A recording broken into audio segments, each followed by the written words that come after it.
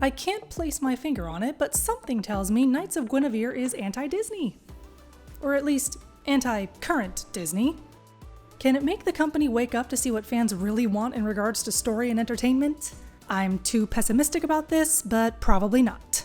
You see, I actually worked at Disney World for a year in their merchandising department. Needless to say, I relate to Frankie's character the most so far in this universe. The helping with deliveries, stocking shelves, running registers, and hopping from place to place every week simply because I was one of the few college program attendees who had a car made my experience at Disney exhausting. Not to mention threats of violence I get from park guests and more than a few not so pleasant bosses, but that's with every job, right? I'm sure people get threatened to be punched in the face just because we don't have a certain mug in stock every day. But before anyone thinks that I too am anti-Disney, let me clarify that I'm not. As an employee, I got to see a lot of behind-the-scenes stuff, and a good chunk of my days working there were pretty nice. I always loved making kids smile because I was great at guessing which stuffed character was in a blind bag. That was my bit of magic. Granted, the last time the company made a film that truly moved me was 8 years ago with Coco, but I am still in love with the Disney that Walt and Roy created. It's buried now, deep beneath a conglomerate's constant desire for money and relativity, but I believe the real Disney can be salvaged. Knights of Guinevere seems to serve as a reflection of the creator's view of Disney. It starts out beautiful, like what a child envisions working for Disney to be like.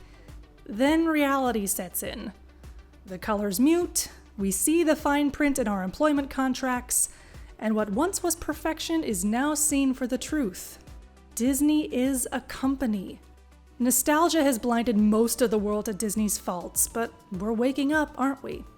I won't acknowledge the elephant in the room, what with Disney and ABC's battle over what qualifies as free speech, plus Disney losing billions of dollars pretty much overnight for pulling Kimmel off the air, then raising their Disney Plus prices to help make up for that.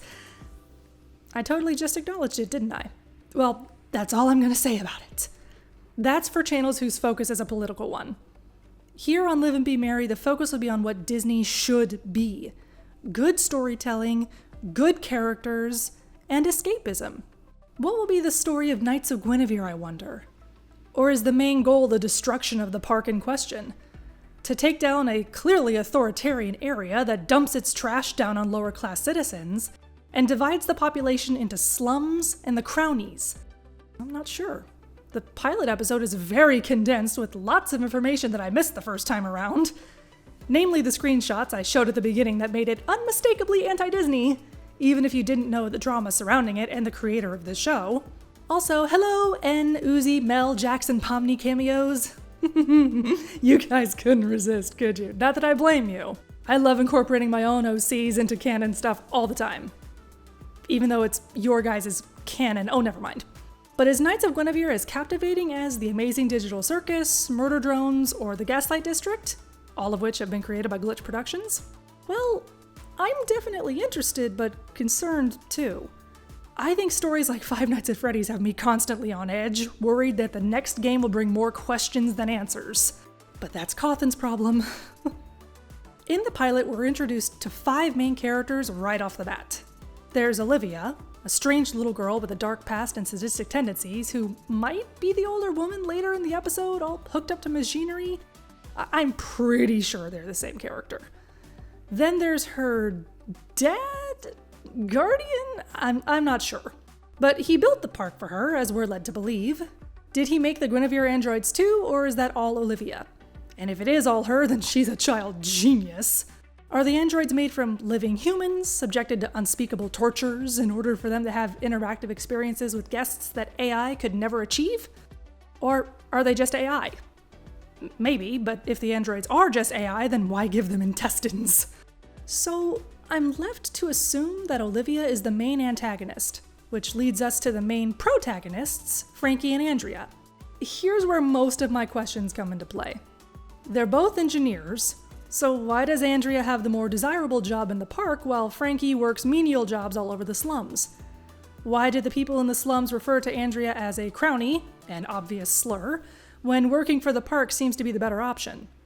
Or Or does it? Andrea still lives in the slums with her roommate in a derelict building. Does everyone live in the slums except when they go to work? Either way, there seems to be a strange illness going around too, shown by blue phlegm. Ugh. Andrea has whatever it is, along with plenty of other inhabitants of the slums. Obviously, it's from the blue smog emitted by the merchandise manufacturing plant. Could it also be what's causing Olivia to look so haggard? It's clearly symbolic of how consumerism can manipulate an entire group of people and be terrible for their health. Labubu's. Time will tell if the disease is fatal, for both this animated universe and ours. Then there's the titular Guinevere androids, and one that escaped. Is it the same one from the beginning of the episode? Again, I'm not sure. We know she's probably the same one that met Frankie and Andrea when they were children, as her twitchy finger is broken again, the one Frankie originally fixed.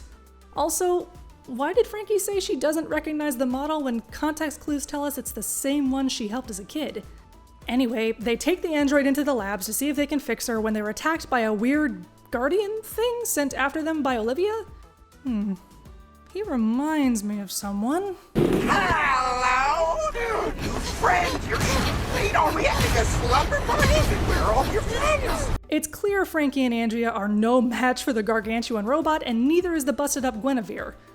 Until she is a match, she defeats it in 2 seconds with only one leg. Then there's the blood. Why do robots have blood? Why do androids have blood? Are they made up of humans or not? I really hope we get answers to these questions. It's all very confusing, but I can forgive it because it's meant to draw intrigue. The only issue is the next episode will most likely not come out for another 6 months, probably more. Indie studios don't have set schedules, which is, in my opinion, one of the shakiest things for studios like that to begin with. Mainstream audiences are used to scheduled drops so they can mark their calendars and get excited. Maybe buy a pizza, invite some friends over. With indie studios, we have to wait a few weeks to a month between episodes just for a release date announcement. This is no problem for folks who understand indie animation and how long it takes such a small team to make these gorgeous works of art. But to the rest of the world who want instant satisfaction, the long gaps between episodes can be a hindrance and may lead to creator burnout as fans constantly demand more. To that, I say patience. Animations like this are, hopefully, worth the wait. Regardless, Knights of Guinevere is off to a pretty decent start. Story-wise, there are a few bumps, but my major in college was film, so I'll never be able to sit and enjoy anything ever again without nitpicking. I'll only say a few things.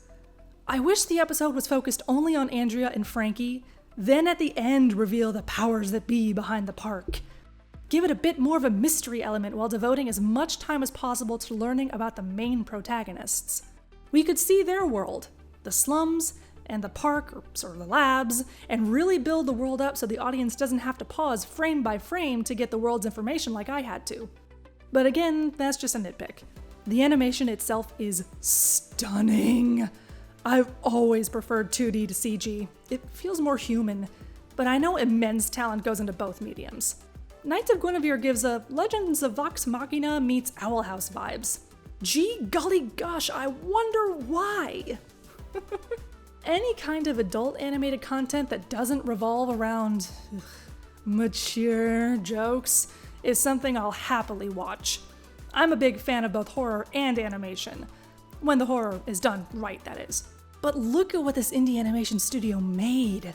Look at how gorgeous the animation is, especially the backgrounds. Even if the story goes nowhere, only throwing more questions at us instead of answers like FNAF does, I still love to see 2D animation alive and well. Maybe, I hope so, maybe this will be a good step into getting 2D animation back on a mainstream level. With only the first episode out, there's not much more to say. We've met the characters, we've seen the world, we know the real-world comparison.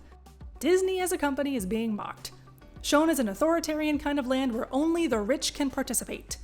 What I'd like everyone to remember, though, is one thing. Walt and Roy Disney originally made the parks for everyone to enjoy, not just the stupidly wealthy. Even Bob Iger was like that once, with the Fast Pass system being a free option in the parks, so the guests wouldn't be separated into classes. The idea of Disney is still there, deep down, and we can still love the stories that make us believe anything was possible. But they're a company too. Will Knights of Guinevere only focus on the company side of Disney, or will there be a softer approach later on? I've experienced both sides myself as an employee and a park guest. I saw the company, and I saw the dream. Heck, we see the impact Guinevere had on the children. She was magical, something beautiful that inspired the next generation like Disney parks and movies have done before. Will there be a note of hope as stories should have? Or will Knights of Guinevere leer down at Disney for its entire runtime?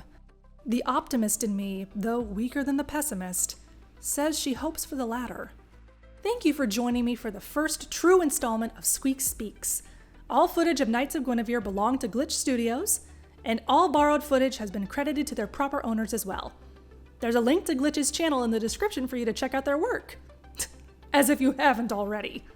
Let's get pumped for episode 2 of this beautiful show, along with episode 2 of The Gaslight District and episode 7 of The Amazing Digital Circus. But remember, don't pester the creators. They're doing their best and working as fast as they can. It'll be worth it. Plus, I heard episode 7 of The Amazing Digital Circus will divide the fanbase in half. Oh boy! I'm so excited to see which half I land on. Until next time, this is Squeaks, bidding you a good day.